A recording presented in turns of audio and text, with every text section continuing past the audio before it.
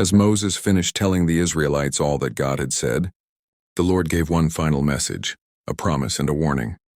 In Leviticus chapter 26, God explained what would happen if his people obeyed him, and what would happen if they turned away.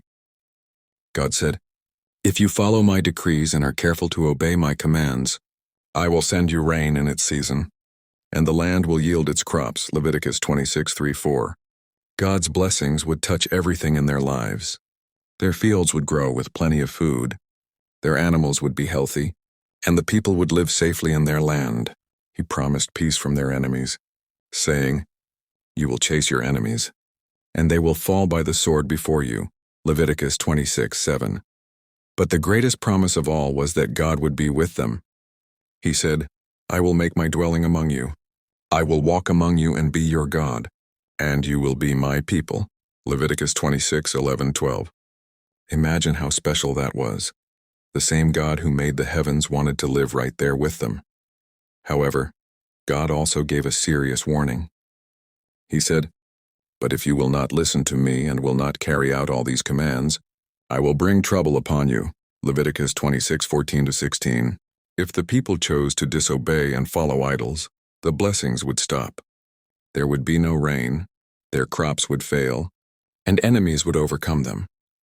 God warned that stubborn hearts would lead to sadness and loss. He explained that if they continued to rebel, he would punish them 7 times more for their sins. Leviticus 26:18. Their land would become empty so it could rest because during their disobedience, they refused to give it the Sabbaths it deserved. Leviticus 26:33-35. Still, even in the middle of these warnings, God's mercy shone through. He said, "But if they confess their sins and the sins of their ancestors, and if their hearts humble themselves, then I will remember my covenant." Leviticus 26:40-42. That meant no matter how far the people wandered, God's love would always be ready to bring them back. This chapter showed Israel that God's relationship with them was like a covenant, a special promise built on love and faithfulness. If they walked with him, they would find peace, joy, and plenty.